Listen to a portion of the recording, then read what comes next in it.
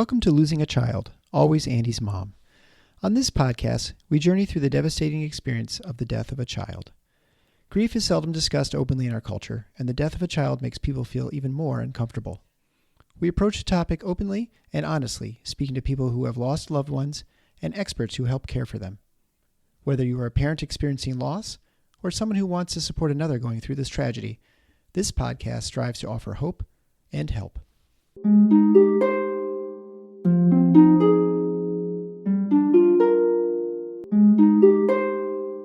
Welcome to episode number 360 of Losing a Child, Always Andy's Mom.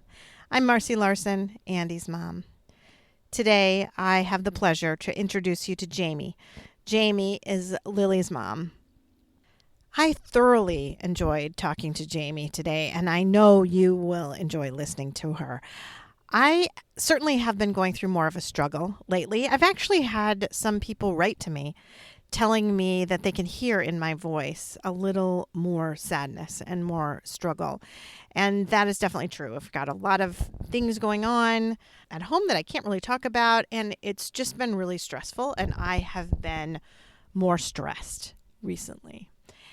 And I have to say that talking to Jamie today really reminds me of why I continue to do the work and why I continue to do the podcast. Women like her really just inspire me to keep going because I know that the podcast helps to give hope and healing to a lot of people. And I have to say, Jamie helped give me a little hope and healing today as well. And I absolutely am positive it will do the same for you as you listen today. So we don't have an episode sponsor today, but if you are interested in sponsoring an episode of the Always Andy's Mom podcast, feel free to go to my website, andysmom.com, and click on the donate page. Again, if you're having trouble getting on the website, I had a lot of trouble here today. We have been working on this, and if you have trouble, please email me, Marcy, M-A-R-C-Y, at andysmom.com. Remember that a donation of $125 does dedicate an episode to the person of your choice. Also, if you would like to share your story on the Always Andy's Mom podcast, please feel free to email me. Again, that email is Marcy, M-A-R-C-Y, at andysmom.com. Right now, though, I just want you to sit back and enjoy listening to Jamie, Lily's mom.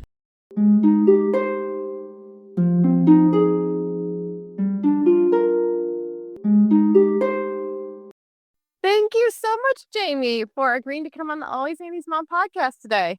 Thanks for having me. It's a full circle moment for me. Your podcast has really been a lifeline, and it's amazing that I get to be part of it now. Yeah. Oh, good. I'm really glad. I feel like this interview has been kind of a long time coming, right? We've been emailing a little bit and trying to get things scheduled, and now I think ends up being kind of the right time. It worked out well. You have not lived in the U.S. for many, many years. No. Right? You live in New Zealand. I do. You certainly don't sound like a New Zealander, do you? Because you are originally from the U.S. That's right.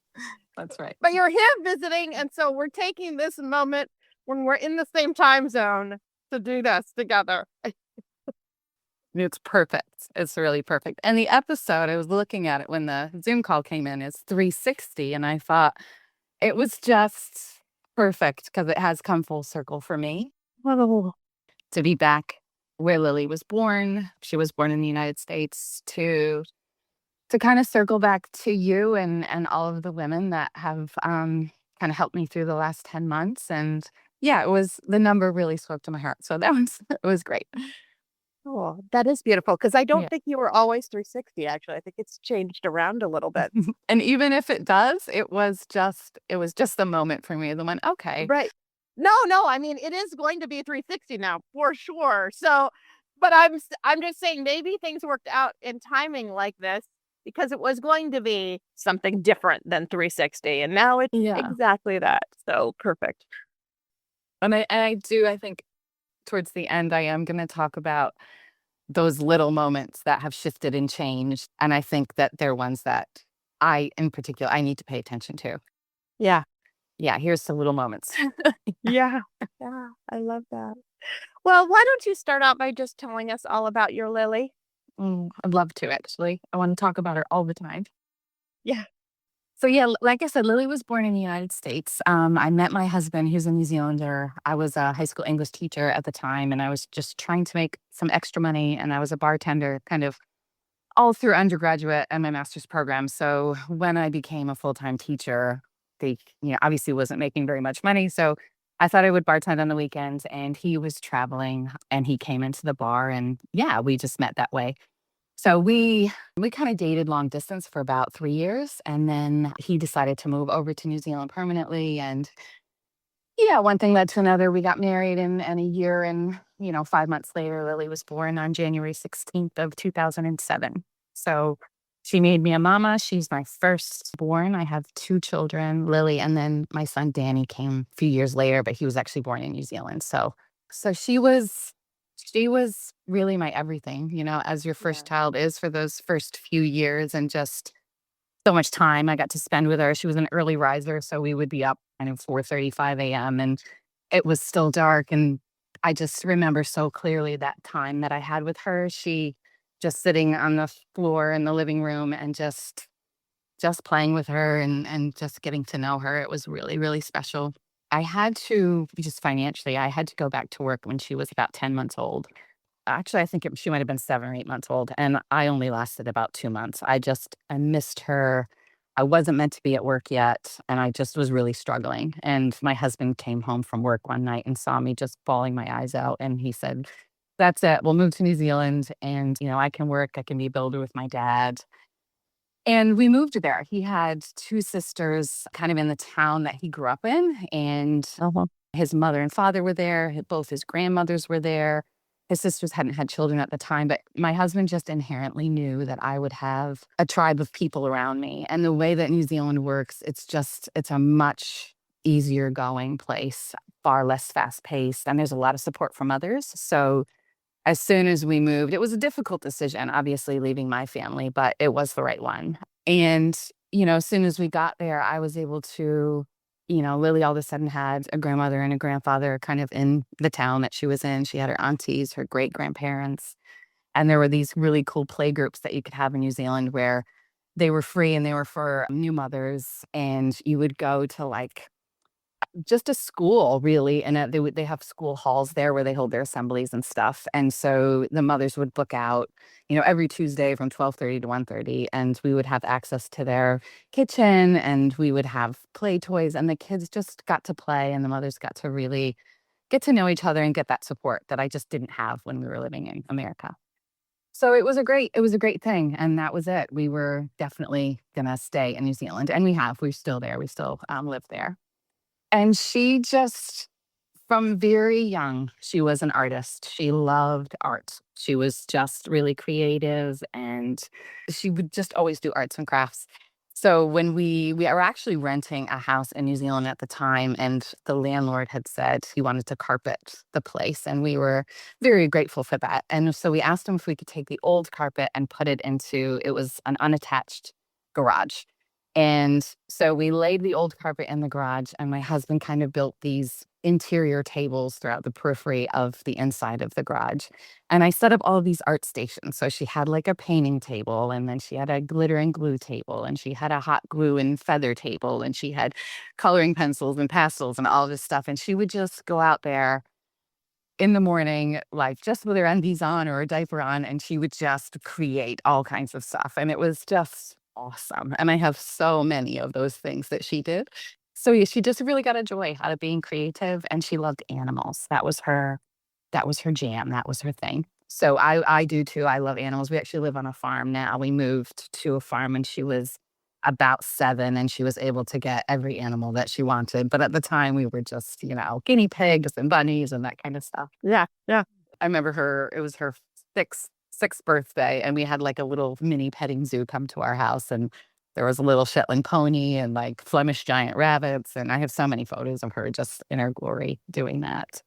And she continued to be creative. She made a Christmas craft every year for the family. So it was just something everyone looked forward to, like what Lily was going to produce. And as she got older, they just got really cool. Like my mom was very creative and a sewer. So my mom taught her how to sew. She really started to, by the time she was like 15, she was making some really special things for the family. But it's like this progression of her like age throughout the Christmas. Oh, I love that. That is awesome. It was awesome. It was really great. I actually think I should continue it, but I'm not very artistic, so I don't know if that would be a good idea. But she was really smart. She was naturally really smart. I didn't have to do a whole lot with her in terms of learning from home, even as a teacher. Like she just kind of met those milestones. And in New Zealand, they have something called a head girl and a head boy. So they do that not for what they call primary school, which is your elementary, but they do it for year 7 and 8, which is their middle school, their intermediate. And so the year 8 student, they become head student and they run the assemblies and they've got to have like I don't know, quality of character as well as it's not really academic, but she kind of fit that brief. And she did really well. She was a leader. She definitely kind of always looked out for the most vulnerable. She definitely got that from me. Yeah. There was a boy, a nonverbal autistic boy. His name was Chris, and he couldn't verbalize any of his emotions, but she just really got to know him. And at one point he had a swing and that was his kind of proprioceptic kind of just how he dealt with the world and his senses. And she just would walk up to him and he would just put his hand up and she would put her hand into his. And that was like how he communicated with her. And it was really, really special. And I think at that point, she knew that she probably wanted to work with kids and she wanted to be a teacher like our mom. And she did end up going to university to be a primary school teacher when she passed. So she didn't quite finish her degree, but she was definitely headed that way. Yeah, she was cool. She was very different than me. And I think as a mother, that was initially a bit jarring because I don't know, I just expected my daughter to be like me. But my son ended up being like me and not my daughter. My daughter was all Reese, my husband. As she got older, kind of like 13, 14, 15, she became very loyal and very kind of fierce with her loyalty, almost to the point where, it cost her a little bit. Like if someone had said something or did something about her, about someone that she cared or loved, she would have no hesitation confronting and dealing with that head on. My father used to say to me when I was young, because I had lots of brothers, he said, when we would squabble and bicker, would say to me, is that a mountain you want to die on, Jamie? Like, is that really something that you're going to put all your chips in for?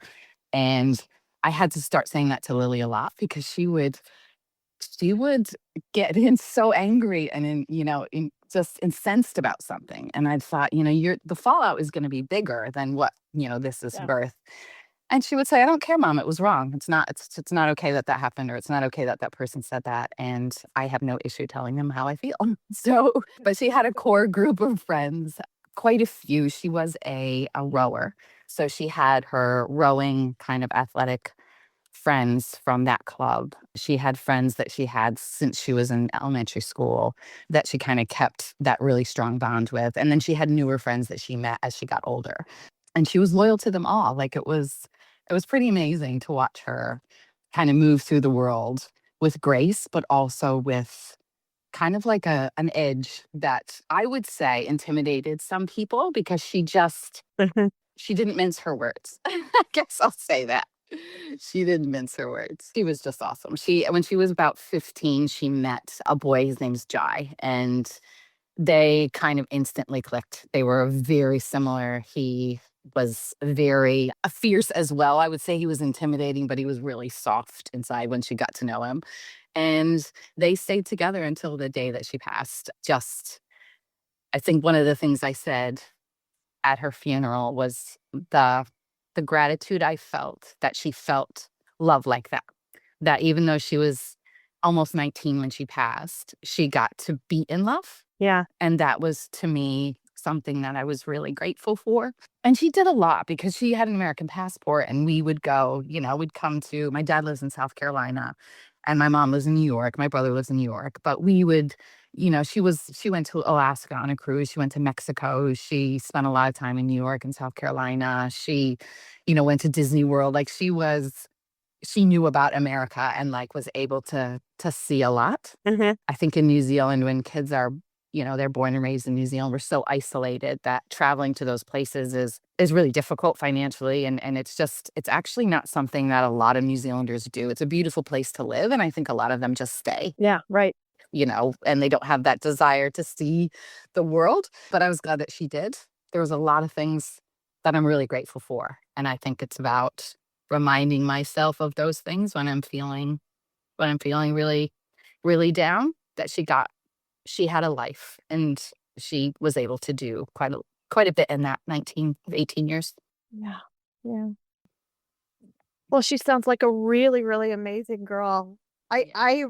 I I love to. I feel like only a teacher mom would have done the different stations in the garage to set that up. Like I would never have even thought to do that. And I thought, of course you did. Well, I have OCD. Like, to be fair, I really do. I literally do. So it couldn't be in my house. So I was like, how am I gonna foster this creativity without going insane? And so I would open up the door and there'd be glitter everywhere and paint everywhere, and I'd be like, oh, okay, But I did. It was funny. She wrote. I just not too long ago went through her computer, and I remember when she graduated from middle school and went into high school, one of their assignments was to write a letter to your like 5-year-old self. And I found that on her computer. And I used to always say to her, like, prepare your workspace, because she would want to rip and bust right into what she was doing. And I was like, no, you've got to set up your paints and they've got to be like, this, and you've got to have your glue stick on and stuff. And she's like, oh, but she really learned after a while, like when she would write an essay, she would know that she would need to have her, the novel she was working on and the notes that she had from class, instead of just start typing on your computer. And prepare your workspace became kind of our thing. Yeah, that's my contribution. I love that. Yes. I love that. Do you want to now talk about what happened to Lily? Yeah. Yeah. Yeah. As a pediatrician, Marcy, I think that you will be able to understand kind of what happened in terms of why things weren't done potentially when they could have been. And I think for me, that was an important piece of my journey, was letting go of, and I actually don't even think I ever really was angry, but my husband is angry. And I think that's another conversation. But when she was about, I think she was about 11 or 12. No, it was much younger than that, 10 or 11. We were playing tennis. And she had asked after the tennis lesson to run to what we call a dairy, which has like just lollies, candy, ice cream. And it was only about 20 meters from the tennis club, and it was down a long driveway. So she was running and I was kind of driving slowly behind her, and she just collapsed.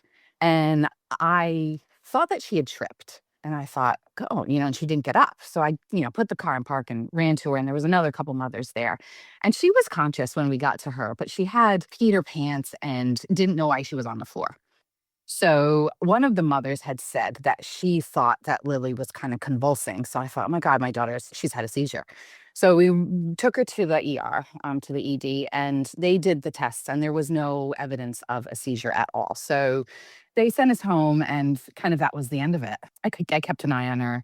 About 2 years later, she called me from school. She was in high school at this point, so she was 13. And she said, Mom, I went to get up from my seat in class to go to the next class, and I felt really lightheaded and I had to sit down. And I said, okay. I said, have you eaten? And, have you had some water and blah, blah, blah. And she was like, yeah, I'm fine. It's fine. And then about 3 months later, it happened to her again.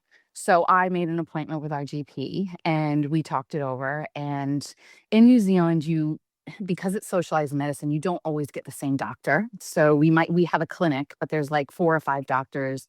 And to be honest, a lot of doctors don't stay in New Zealand because I don't think the conditions are great. So you might have a doctor for a year or two, and then they'll go overseas, and then you'll get another doctor that might be from the UK or the United States. And it's just kind of this rotating thing. It's actually probably a fairly big issue in New Zealand in terms of retaining kind of those specialists. But anyway, this particular doctor thought that it was just kind of a prepubescent hypotension, not POTS, but like a postural, I don't know, that she stood up and got lightheaded. And he talked to me about Honestly, we see that all the time. That's what he said. He said it is so prevalent, especially in young girls. Yeah. So I said, okay, sweet, that's fine. And that was kind of in my head. And then I didn't worry about it. And she would probably have them every 3 or 4 months. I remember going back another time saying, "Are you sure? Like, she seems to be having these kind of every 3 or 4 months, and is this normal?" And another doctor looked at the notes, looked at Lily. Every time Lily did it, she was going to stand up. So they were pretty convinced that it was that, because she wasn't just standing there. She wasn't doing exercise. She was literally just getting up. So about 6 months before she died, we were sitting in the lounge and she had a plate of nachos and she went to stand up to bring her plate to the kitchen and she just went down. I mean, it was down. And she slumped and her eyes were closed. And my husband and I ran to her and my husband kind of shook her and said, "Lily." And she kind of came to and went, "What? Why am I on the floor?" And I was like, "Babe, you totally just went down." And so I brought her to the GP the next day and I said, "This one like wasn't just lightheaded. She was out cold." Like, and it was only for 3 or 4 seconds because it took us just a few seconds to get to her. And by that time she was like, "What?" And again, they said, "Look, there is nothing to worry about." And at that point, Marcy, what I know now is that I feel like an EKG, 'cause that's the quick one, right? The very quick one. Could have been done. Yeah. But it wasn't. And it should have been done. I mean, I think so after that many. I do. yeah. But fast forward 6 months later, she was 18. She was in her second semester of teaching, becoming a teacher. And she was such a hard worker. She was a nanny on Tuesdays and Thursdays for a 8-month-old and a 3-year-old. She worked at a restaurant on all day Saturday and all day Sunday. Well, whatever the shift was on Saturday and Sunday. And she went to university and she decided to go to Victoria University in Wellington. And we live kind of in a suburb, well, in a rural area outside of Wellington. And she was just so financially literate. She just knew that if she lived home, and went to Vic Uni, she would have no loans. She wouldn't be paying rent. She wouldn't have dorm fees. She wouldn't have to it was just, she just knew what to do. And I did the same thing. So I kind of left school without any loans. Uh-huh. And my brother had massive ones. So she kind of looked at how my brother's life has gone paying those off and then what Reese and I were able to do. So she was amazing. She was living home and she had just worked a double shift at the restaurant. It was a Saturday because her father and her were going to Bali about a week later. And she was trying to save money for shopping. And she had just bought the car of her dreams. She had bought when she first turned 16, I guess we had the money to do that for our kids, but we kind of made a decision early that they would buy their first car and they would, if they made the right decisions and stuff, we would pay for their university, but they would have to pay for, it's just kind of growing their financial literacy. And so she had bought a beat up car when she was 16 and it was bright green and she hated it, but she could afford it. So, and it ran well. And so about 3 years later, she's just worked really hard and about a week before she died, 2 weeks before she died, she bought the car that she had always wanted.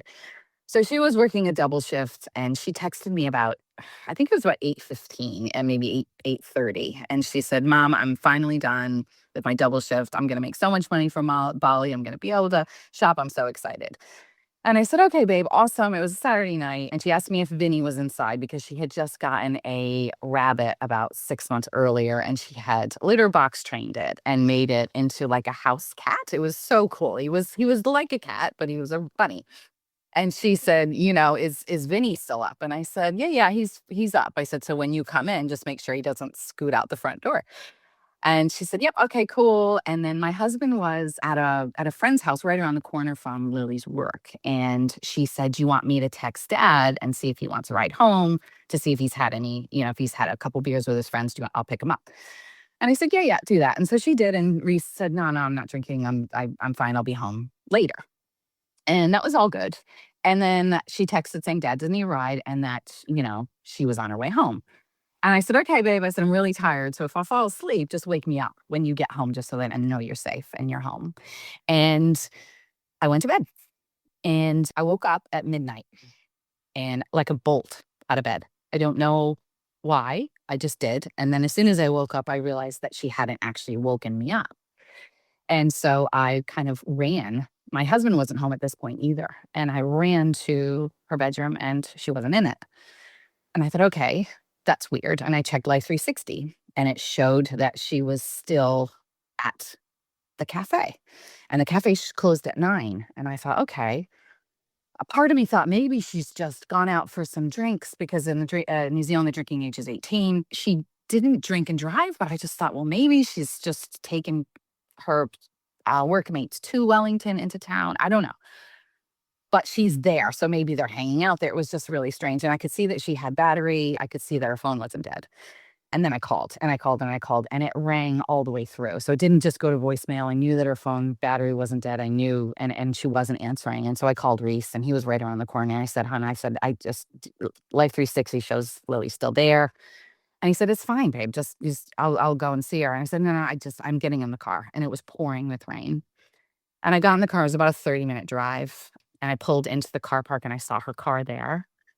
And I saw that her car had been broken into, and it was pouring rain, and the back window was broken. And I thought, there is no way that this child would have left this car that she had just bought broken into. Either she hasn't seen it, or it's happened. And I knew something was wrong, and I called Reese, and he said, come get me. And he was like, so I just pulled out of the parking lot, got Reese, and we came back. And Marcy, it was bucketing down. And by this time, it was probably 1:00 in the morning. And the streets were dead. It was 1 a.m. And my husband, I picked him up around the corner, and we went back to the car park, and he just got out of the car, and he started frantically going through Lily's car and just screaming for her. And my headlights were on him so I could see. And then I saw him running. It was right on the beach. The cafe was right on the beach, and he ran down the sand dunes, and he was running up and down the beach screaming for her. And I'm in the car with the police, on the phone with the police. And I said, look, and they were saying, what was she last wearing? And they were just asking me those questions. And while I was on the phone with them, my high beams were kind of along this like little path of grass. And I saw my husband just running to her, really running fast. And I didn't see that it was her, but I could see that he was running towards something very fast. And I jumped out of the car, and I found him just shaking her. She was laying on the grass, and he was just screaming at the top of his lungs. And she was unresponsive. And I remember standing in the rain and looking at my husband screaming over my child. And I knew in that moment 3 things. And it was really weird. It was the Holy Spirit. I know it was the Holy Spirit. And he said to me, your child is not alive, and no one hurt your child, and you will survive it. It was clear. And so I just stood there, and I think I was screaming at the same time as this kind of came over me. And I got the courage to go to Reese, because I knew she wasn't alive, and I didn't know if I wanted to see her like that. And I ran over to Reese, and he is just shaking her. And as he shook her, her eyelid kind of went back, and I could see her beautiful hazel eye. And I thought, oh, she's alive. Yep. And I ran to her, and I went to touch her, and she was cold. And I knew. Yeah. And the screaming was heard through my Bluetooth in my car. So within minutes, the police had arrived where we were, and the ambulance. And at that point, the police were not sure if somebody had hurt Lil because her car was broken into. Yeah. And they didn't know if those things were related. But I knew. And they were trying to clear the scene and trying to get Reese off of Lily. And he wouldn't go. And so they had to restrain him, and they had to put him in handcuffs because he was just belligerent. Yeah. Yeah. And so they put him in handcuffs, and they kind of put him on the ground. And I'm in the middle of this grassy area, and I'm screaming, no one hurt my baby. No one hurt my baby. And nobody would listen to me, obviously, And then they took us to the police station, and they kept us there for, God, it was 4 hours probably, while they looked at the crime scene, or what they thought was a crime scene. And those 4 hours in that police, it was almost like a police cell. And at the time, when I think about it, an 18-year-old girl was killed. They thought possibly she's dead. The car was broken into. They don't, you know what I mean? And they just needed to do what they needed to do. For sure. But it wasn't anything that I would you want a parent to, in the immediate hours after their child death, to be in a police. Oh, no. And this poor boy, he was probably 22-year-old, fresh police officer, was tasked with looking after us because because Reese kept saying, go away and leave us alone. And he was just screaming. And this boy was like, I'm so sorry. He said, I can't. I have to make sure you don't hurt yourselves or. And so he had to bear witness to that. And I think when I really think about what I've learned in the last 10 months about grief, and he witnessed that. And I don't think he will ever, ever forget that. But anyway, they came back 4 hours later. The detective came back and said, we're certain that nobody hurt your daughter and that it was, it was an unrelated event. And it turns out that she is seen on CCTV footage going out of the cafe and texting, which would have been me. Uh-huh. And then she made her way to her car and she saw that her car was broken into. And with what I told you about my daughter, she was fierce and she would have had a shot of adrenaline. She would have, it would have spiked. She would have been angry. Yeah. And at that same time, she walked away from her car and within seconds, she just fell to the ground. It was instant. And it was at 9:14 p.m. that she had sudden cardiac death. But the autopsy we're still waiting. Because I don't even know. I guess you'll be able to tell me why it took so long, but they did an initial autopsy and they found no enlargement of any arteries. No, what was it called? Dicart. I can't remember what they called it or what they were looking for, but no enlarged heart. No indication that she had structural issues that would have caused that a heart attack like that. So they're fairly certain that it was an electrical. It was more related to that. And the autopsy said that her potassium was 119, which was fatal, but her brain wasn't. Sodium. Yeah, her sodium. Yeah. But she didn't have any brain swelling. She didn't have anything that would, I think a high sodium level leads to brain swelling, or I don't know. Yeah, that's really low sodium, 119. Unless they measure things different in New Zealand, because in potassium is usually the normal is like 3.5 to 5, so that's the tighter range, and sodium is usually like 130 to something. But they may measure things. Sometimes they measure things different in different places. They might, because it was 119, and she died of hyponatremia. Okay, so that's sodium actually. So that's low sodium. Hyponatremia is low sodium. Okay. So it should be at least 130 or so sodium. And it's 119 is quite low, way up too low. They wanted to know if she had drunk like a ton of water. Yeah.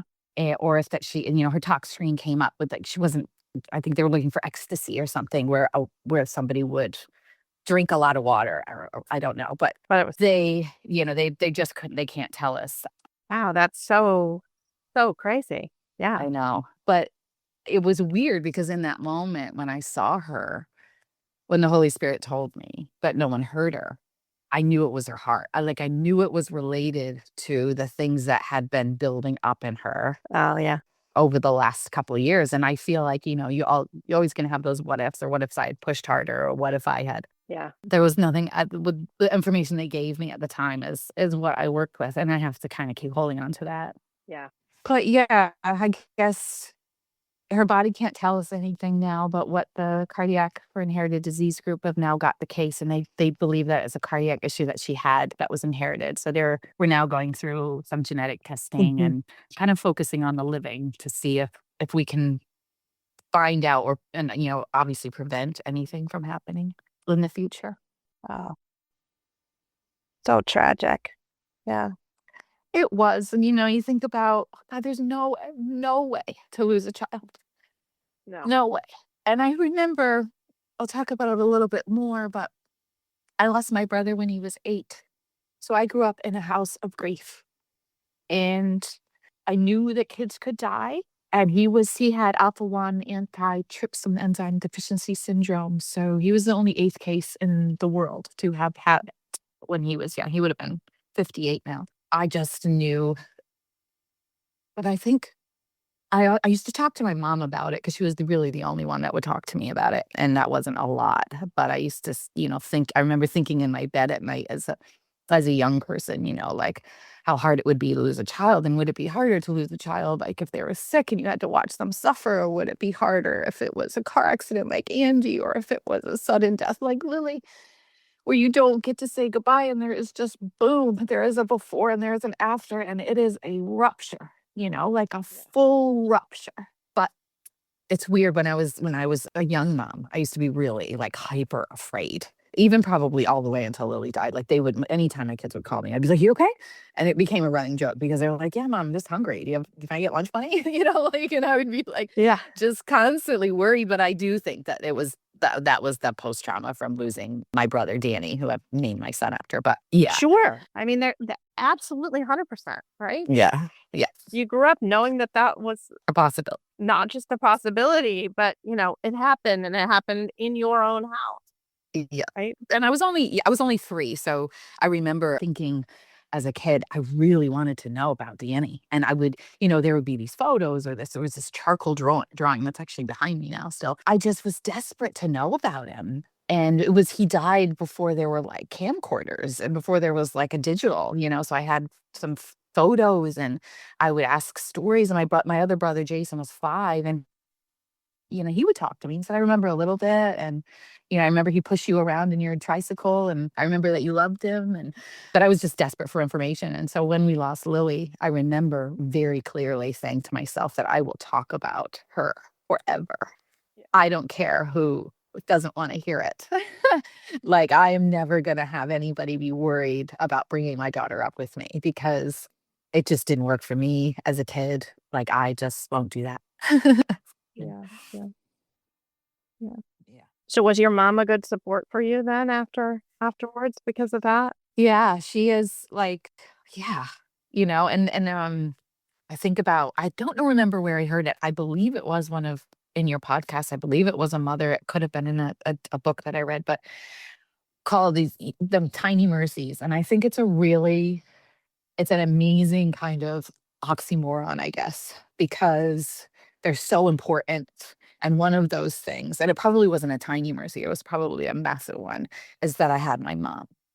Yeah. And when I lost Lil, it was like immediate need for information. I needed a roadmap. I needed to know people that survived it. And I remember sitting there looking through podcasts and audiobooks, and I went crazy. And my first thought wasn't my mom.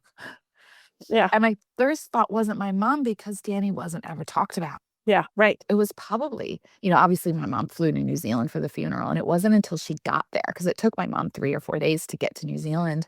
And it was when I saw her, when she walked into my door, Yeah. that I knew that I had her, and I will always have her, in spirit, at least, to help me. But yeah, she has been. And her faith is amazing. Like, she is an amazing, like, she was the mother that, you'd get into an elevator and she would like see somebody that we didn't know. I would be 8 or 10 years old, and this person obviously looked upset about something. I mean, not hysterical. And she would just, "Could I pray for you?" And put her arm, and I'd be like, "Oh, Mom," like, like, but I have never, like, in all of my life and in all of Lily's friends and stuff, my mom just moves through this world with she just lives the word of Christ, and she does, and people know it. Like, people who don't even believe in God will just go, "Your mother is the most amazing person." And I'm like, well, Yeah.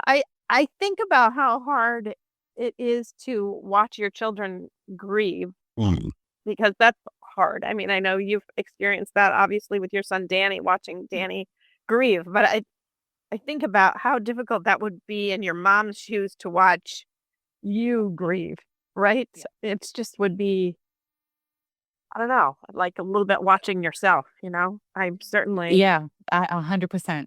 And I think about that a lot, which is weird because it hasn't transferred. I think I'll talk a little bit about kind of it's only been 10 months, but the first 3 or 4 months, because I Yeah. think in that time, that was the time that was, and it has been, but was the most confusing for me, because I didn't feel that same sense of understanding about my husband's mother. Yeah. And I think it's because, when I think about it, I think it's because she's never lost a child. Yeah. Right. But at the end of the day, it doesn't make sense that way. Also, because she was watching her son grieve, and I couldn't connect with her. So I think in the weeks and months after Lily died, you talk about like that rupture, and I've heard. I literally I couldn't think. I couldn't read. I mean, I'm an English teacher. I couldn't have a conversation. I couldn't remember where I was, what day it was. And I know now that that's really common, and that's literally a physical response to grief. But I could listen to podcasts and audiobooks. And it was Carrie Ad Lloyd, actually. She's a comedian of all things, but I forget the title of her book, but she wrote this amazing book. She had lost her dad when she was 15. And I remember thinking, well, this isn't the same grief as mine, and I don't really want to listen to this. And I kept wanting to like talk to mothers that had lost teenage kids but in the end, I realized that grief is grief. And there are things that we can help each other through. And there are kind of like little nuggets that we can take from everyone. But one of the things she talked about was the fire.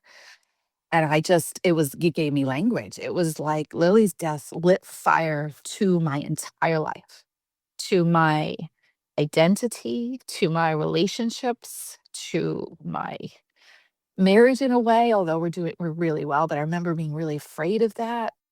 Yeah. Just burned to the ground. And nothing made sense to me. And I didn't make sense to anybody.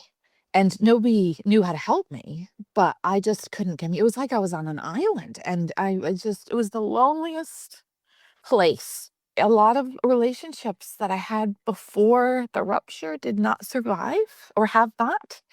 Yes. But other people have moved in and become kind of like new green shoots that I didn't expect would have grown out of that. And my counselor had said to me, like she drew a circle on the paper, and she said, "This is grief." And she said, over time people think that grief gets smaller, and she drew consecutive smaller circles. And she said, that's bullshit. That's not true.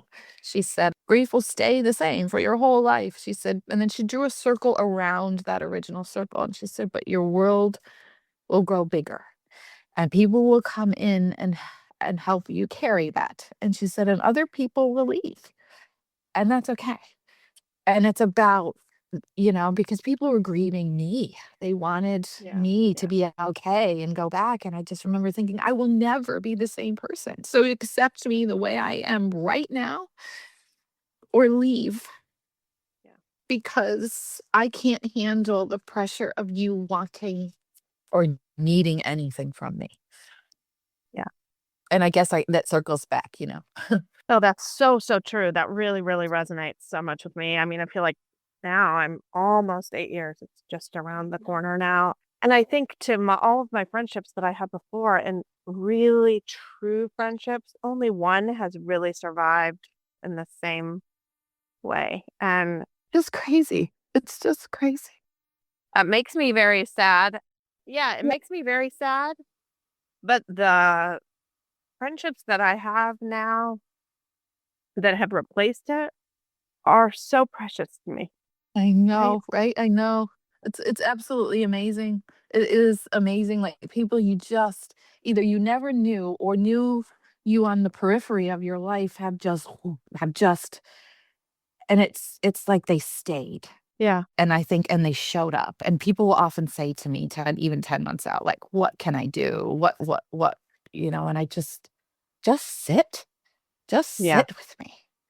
Just witness me. And I think that's what I had the biggest issue with Reese's mom. And I feel a tremendous amount of guilt for it. And I am healing and praying about it more and more. But it was this instant need because she was grieving us so deeply, and her granddaughter. She was so desperate to help us. Yes. And to me, it felt like she wasn't honoring the gaping hole that would never bring me back to the place she wanted me to be. And I felt like, you don't get it. You don't get it. And I am just writing in my journal, Yeah. But it was just this longing, like looking at us like so desperate for us to be okay. And I just needed, but one of those tiny mercies, which is just absolutely astounds me. And I feel like I had anticipatory grief. I feel like because of my brother and because of my anxieties, like we had a really, really bad accident in a side by side, like a farm vehicle, where my son was thrown out. Lily and I were in the front with seatbelts, and Danny was in the back with our black lab, and we were just going along like a flat paddock. It was not. And the tire hit a rut that I didn't see, and it just kind of jarred the steering wheel, and it just kind of like jarred him out.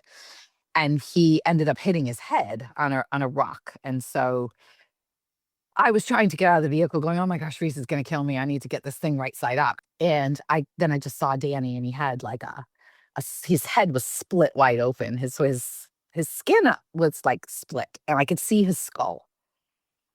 And I just, freaked out. And he just kept saying, pray for me, mommy, pray for me. Because I turned him around and he had snapped his mandible. It was such a bad accident, Marcy. And I thought that was it. That was the moment that God has been preparing me for. And that's why I've been so nervous and so anxious. And he survived. And he only had, it was a head injury, but it wasn't a head injury. It was like a scalp injury, but it just happened to be cut perfectly and just kind of separated. But he had nothing except he had his jaw wired. So I just thought that was it. But I had this anticipatory grief all of the time. Like I was waiting, and I feel like it's such a weird thing, but I heard this, I think it was Dolores Cruz on your podcast, and I think she might have been quoting David Kessler, maybe not, I don't know, but she had said that God protects us from nothing, but he sustains us through all things. And I do believe that really deeply in my heart, and I believe he had been preparing me for something he knew was going to happen to me. And he put things in place and people in place to sustain me. Yeah. And one of those things was when it's just such a bizarre story, Marcy, but my best friend, my ride or die, is a funeral director. And she was called to Lily's body.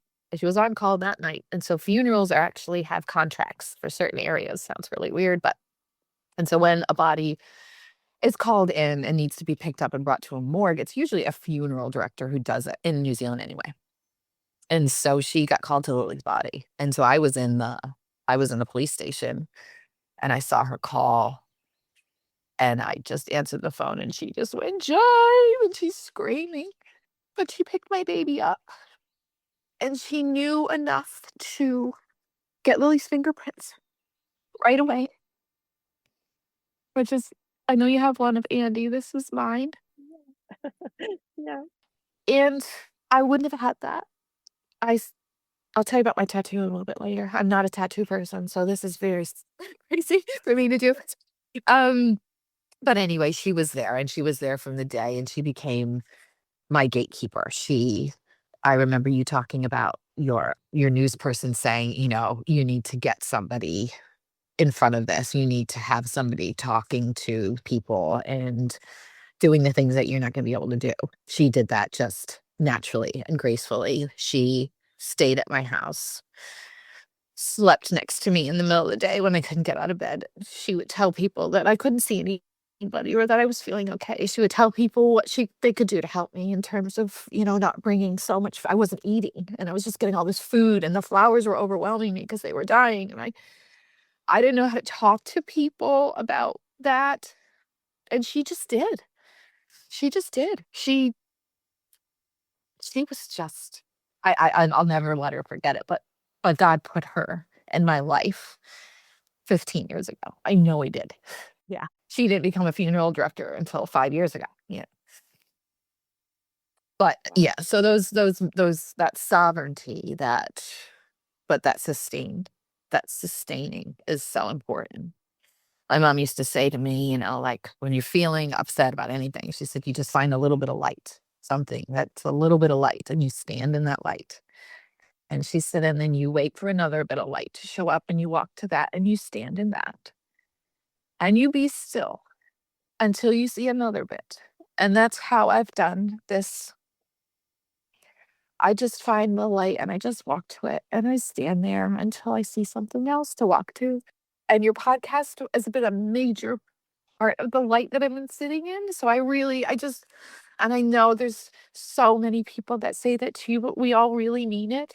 It is absolutely necessary for us to find people that can help us, that can give us language, that can give us the roadmap. Yeah. So I love that. And I love that analogy, that walking from a little bit of light to the next little bit of light. And of course, I love that you said that in the midst you are still, you're still leading. Yeah. my mom prepared me. It's like Yeah.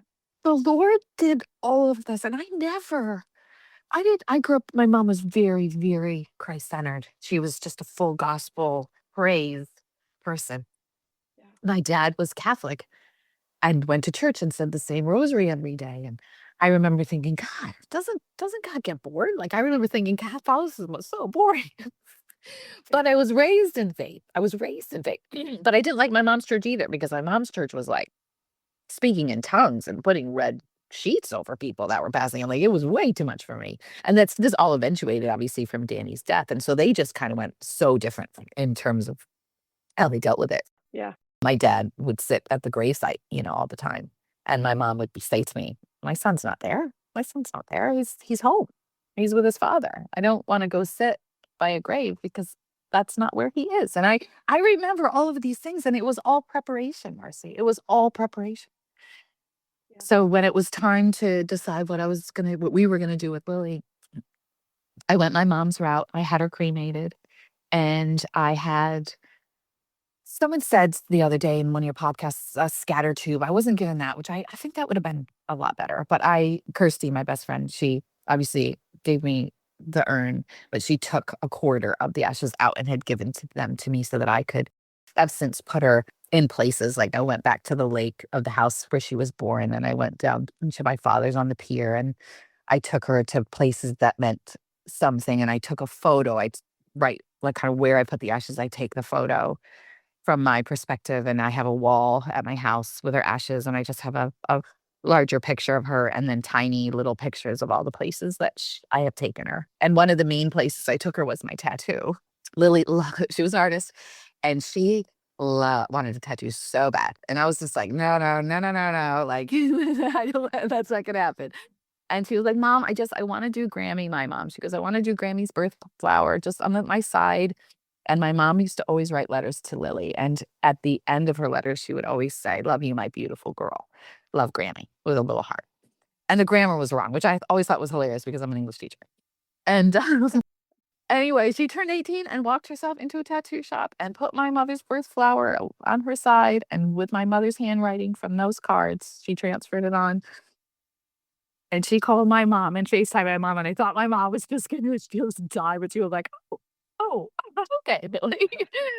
And anyway, I knew about it, and Reese didn't. At least I thought Reese didn't.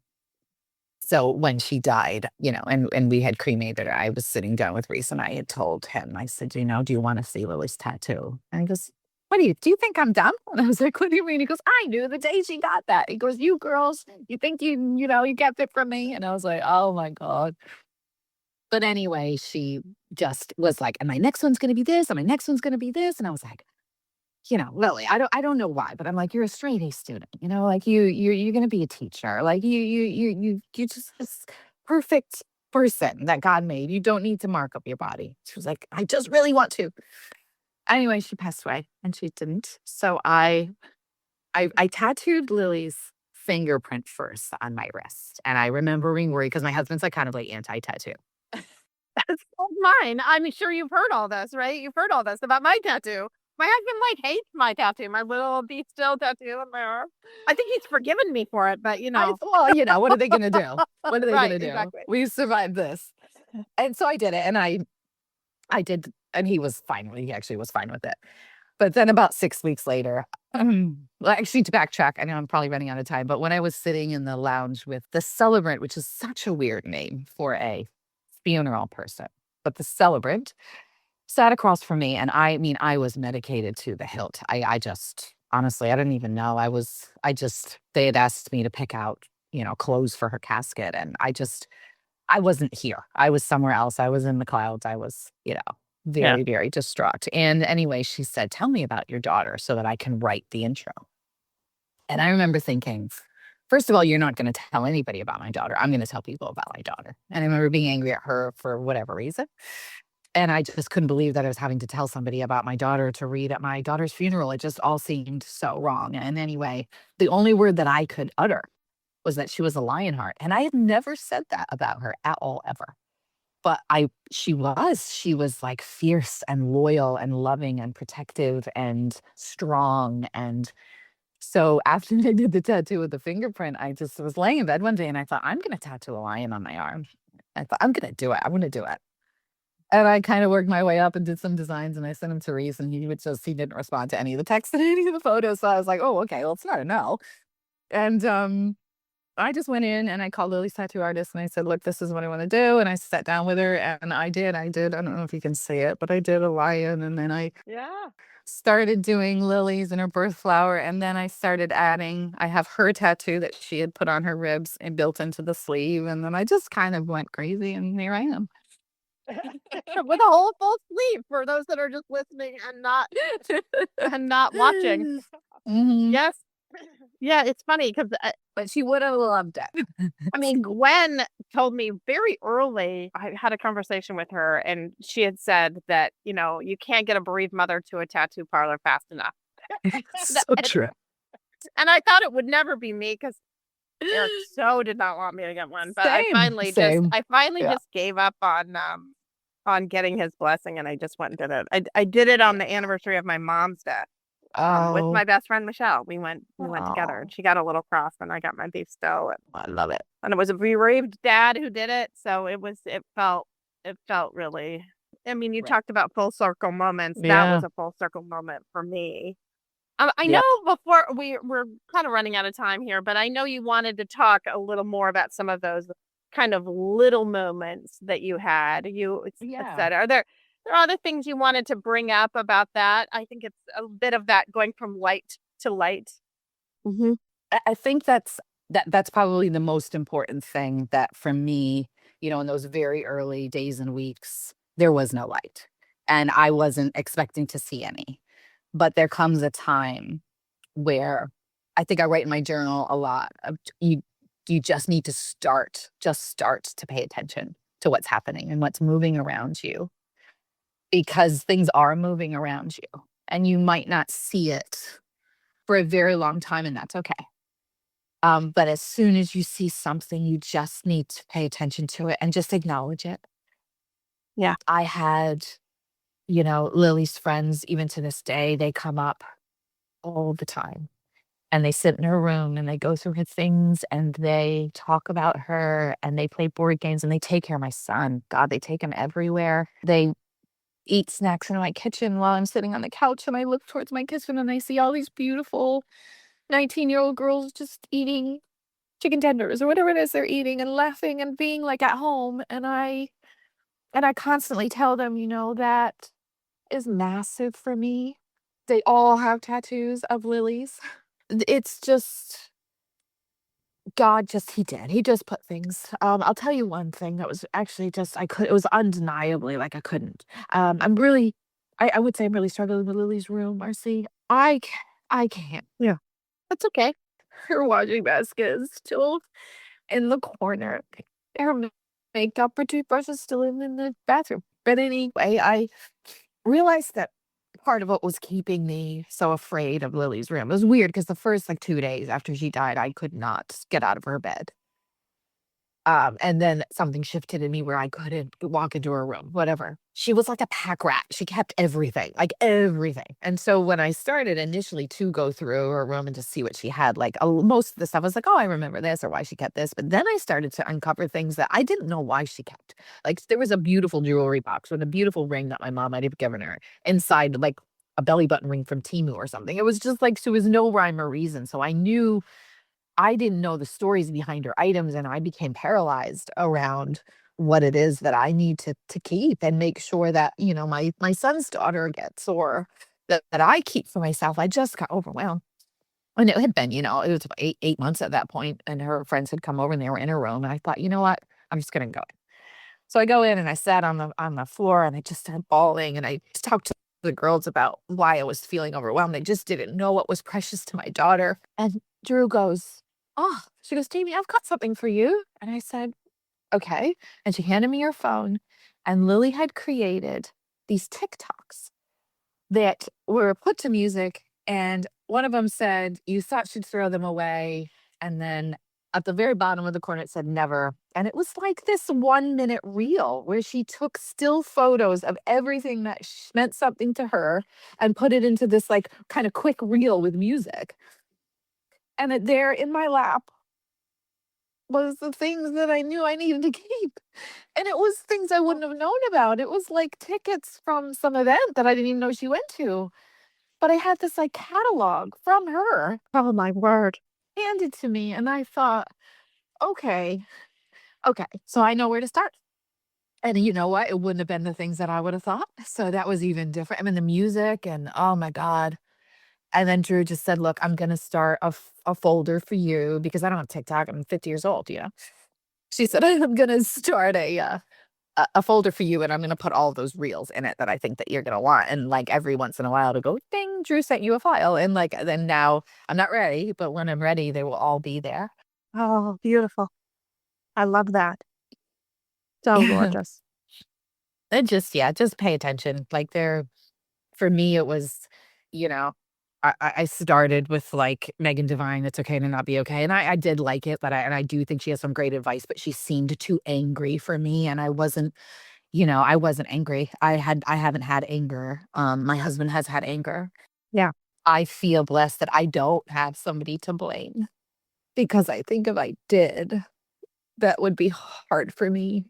Yeah. And I know it's been hard for you. And I think that's a totally different journey. But my husband is just angry at the world, just angry.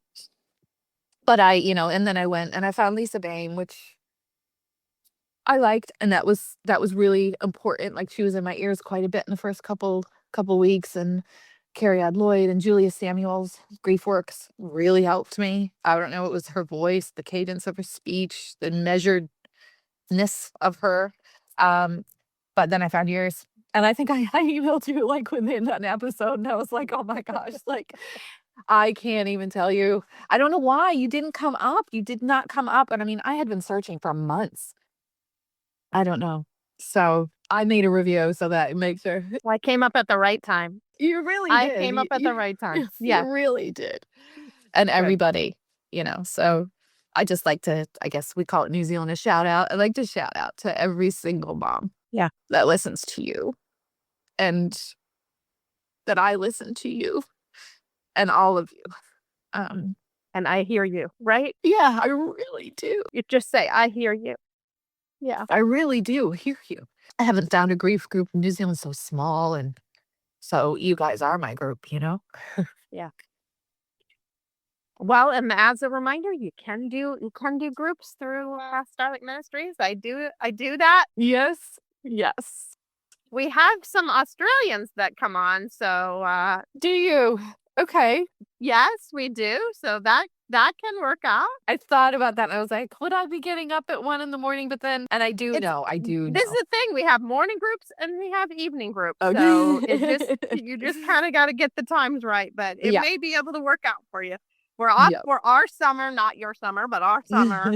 But we'll be starting up again in the fall in September. Awesome. So yeah, that needs to be me. That needs to be what I do next. I would love that for you. And I think they are a blessing. They're a blessing for me and they're a blessing for so many. So but thank you so much for coming on and sharing Lily. Thanks for having me today. I absolutely loved it. And to those of you not, watching the video, which is most of you, I get to do this outside today, which felt really cool too, to do this with you outside and in nature. And you were perfect for episode 360. I would I tell you, am so you were glad. perfect. And your tree behind you, Lily died underneath a tree, and that tree has become like this memorialized thing, which again, that made me realize that I needed to do something because I had cremated her. I overlooked the fact that people needed to go to a place. So I applied to have a bench and a plaque put in, and the foundation's being poured right now. So I'm gonna go back to New Zealand and do her her celebration of life. So my 1 year with her is August 30th, and that tree behind you, it has like those kind of outreaching branches and stuff. Oh And yes, I guess I should move it a little bit. That's the whole. yeah, it's like, so So it is the biggest, oldest white ash tree in the world, actually. oh my This tree behind me. gosh. Yeah, it's in our yard. It's a white ash tree, Oh, and lucky. yeah, and we are the champion tree. And Andy loved that tree. Yeah. So we have a plaque my sister-in-law had made that says "Be still and know that I am God." It has the tree in the background. It has the music Amazing. notes of Andy's solo, the last one he sang. She put Yeah. so much Wow. into that. It's just beautiful. So it does feel right to do this in front of the tree with you. Yeah, it So does. thank you, thank you. Thank you.